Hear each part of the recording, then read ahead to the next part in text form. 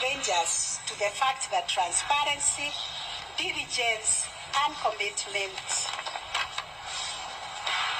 to upholding the rule of law are paramount in guiding the proper conduct of their duties and fostering public trust in the legal system that they are supposed to represent.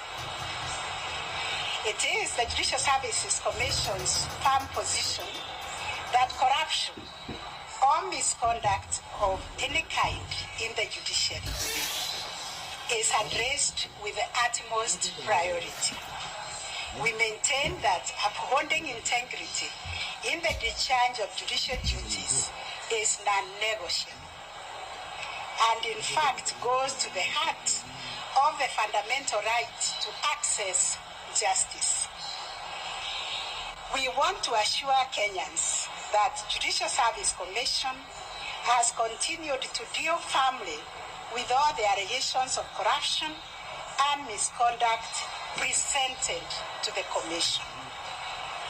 We also want to emphasize that to remove a judge from office, the provisions are specified in the Constitution, and they are inability to perform the functions of the office arising from mental or physical incapacity, a breach of the code of conduct prescribed for judges of the superior courts by an act of parliament.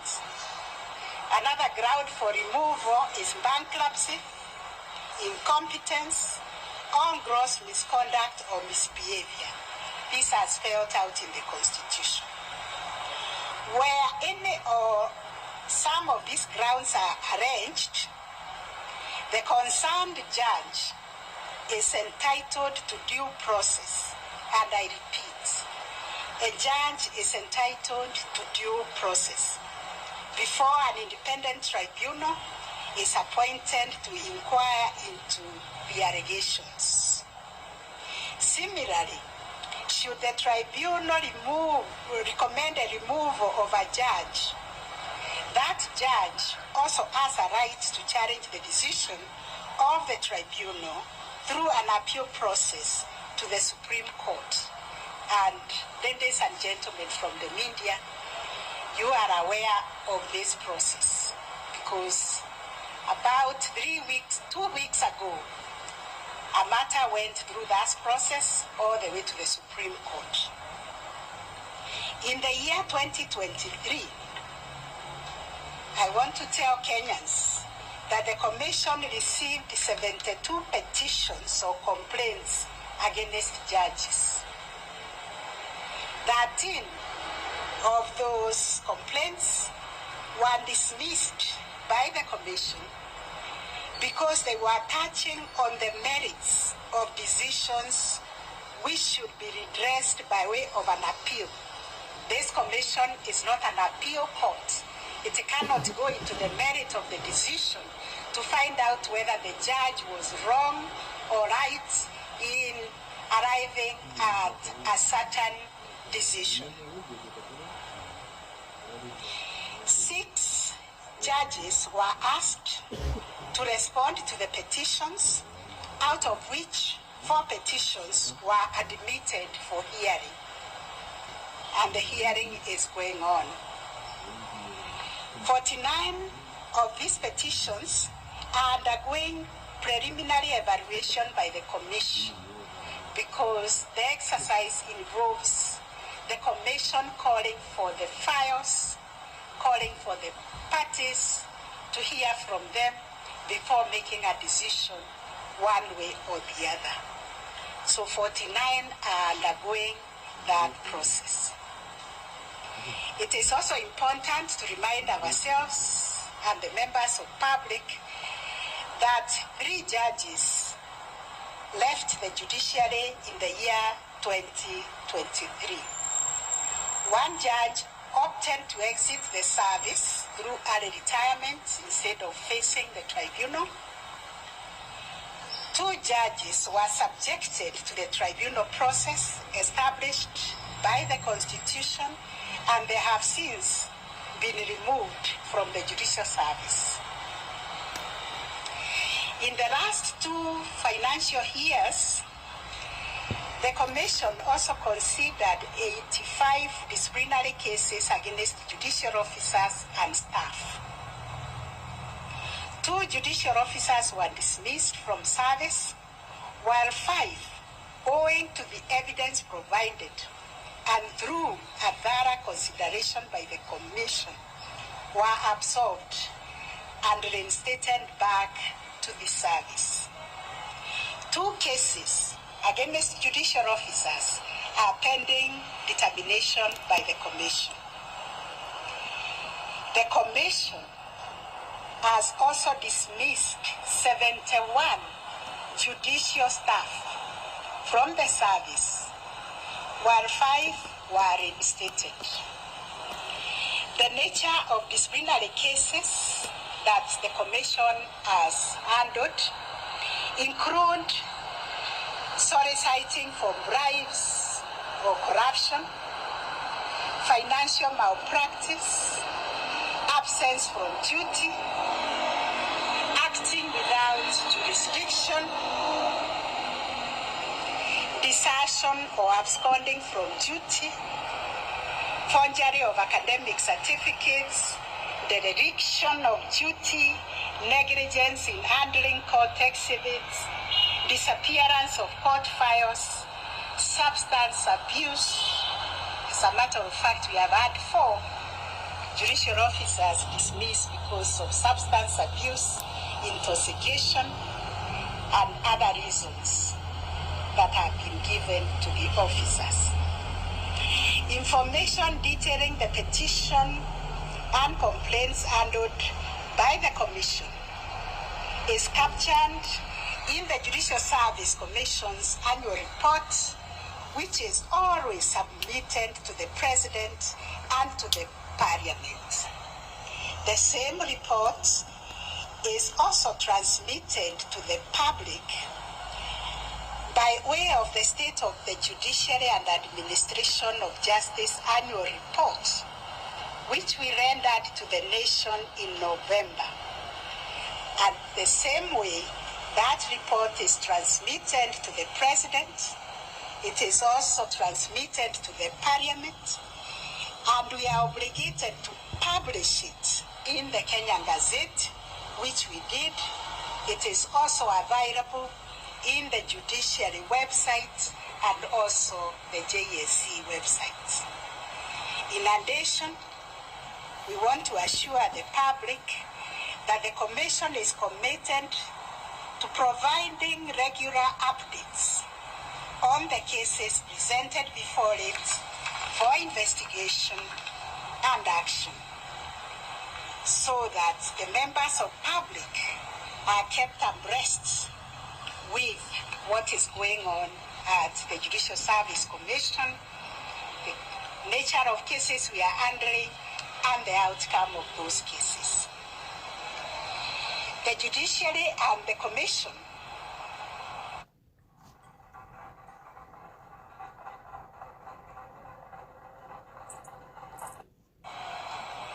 on account of our dedication to accountability, we have also put in place the following measures to enhance transparency and entrench integrity in the judiciary. 1, we have embarked on empowering the public to know what is going on in the judiciary, which we do through the court users committees, and also by holding the public to account. The JSC has developed the Code of Conduct for judges, judicial officers, and staff. That Code of Conduct went through public participation. It was approved by Parliament in the year 2020. The Commission has taken it upon itself to disseminate copies of this Code of Conduct to all judges, judicial officers, and staff, so that they are aware of the principles that guide the public offices that they hold, that they hold these offices on behalf of the sovereign people of this country. Number 2, to strengthen enforcement and increase accountability, the Commission has prepared a draft complaints or petition processing regulations. These regulations are now undergoing public participation and will subsequently be submitted for deliberations also before the National Assembly.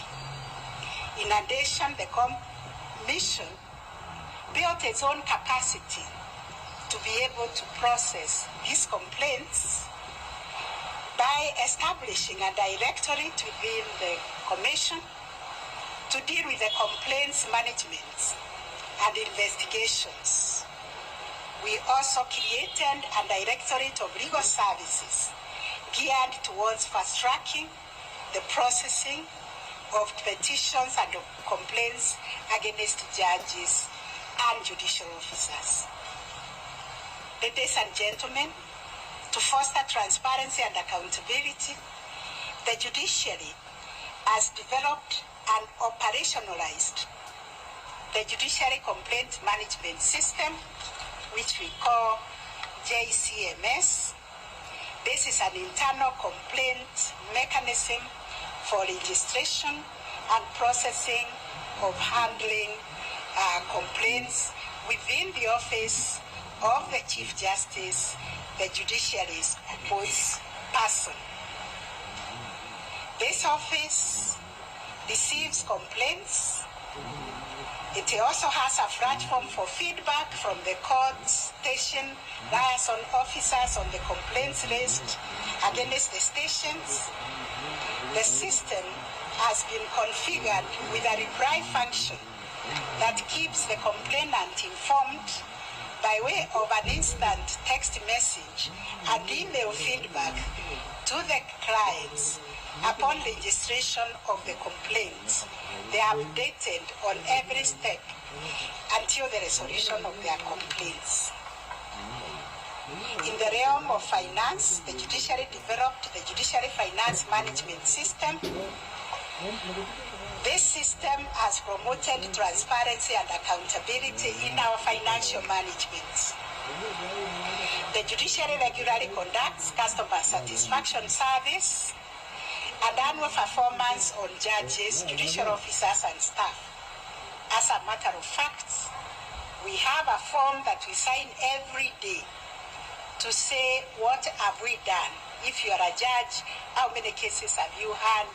How many witnesses? How many rulings or judgments?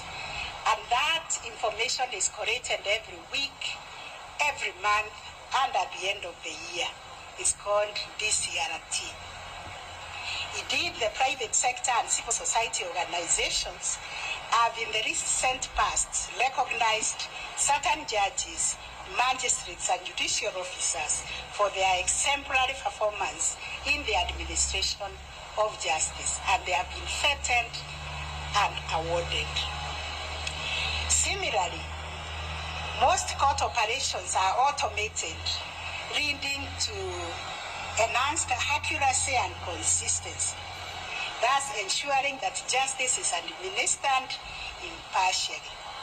Additionally, the Judiciary Case Tracking System, what we call CTS, has enhanced accountability throughout the legal proceedings. Further, the judiciary has adopted a proactive approach and developed and operationalized manuals, practice directions, and guidelines to guide the day-to-day operations of all the courts. Today in the media is so, it is reported, even the guidelines by the Supreme Court on virtual hearing is also published.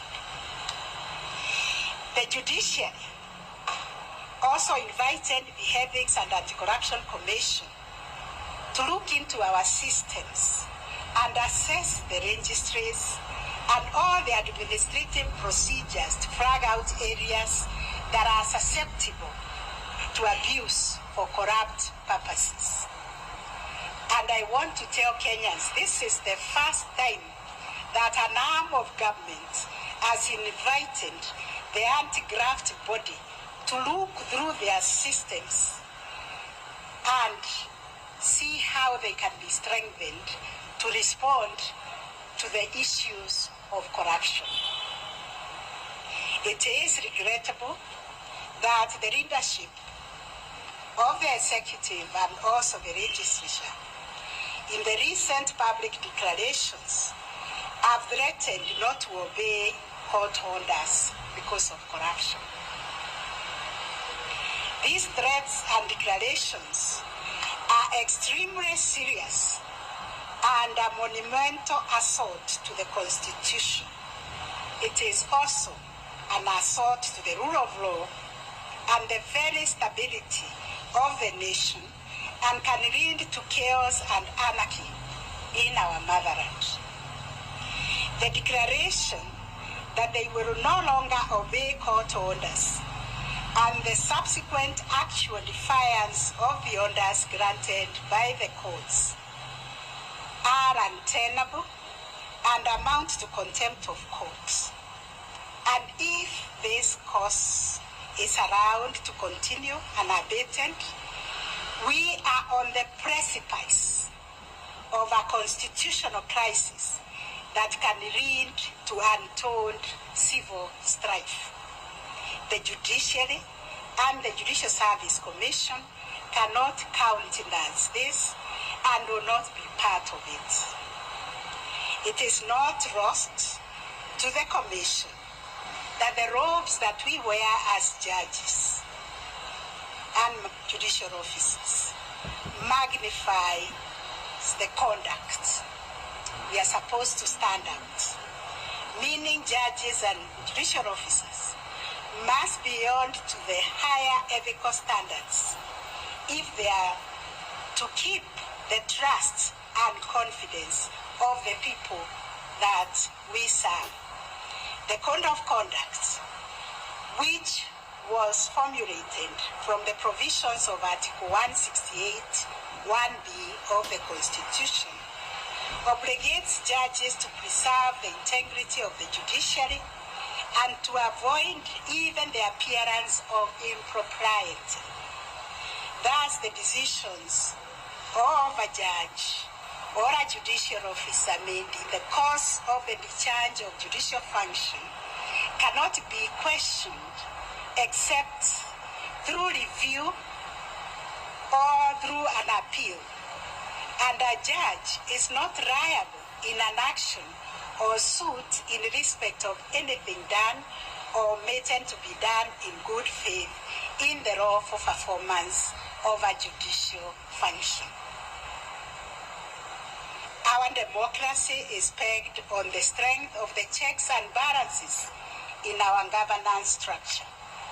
The independence of the judiciary from a fused executive through parliamentary coalition is more important than ever before.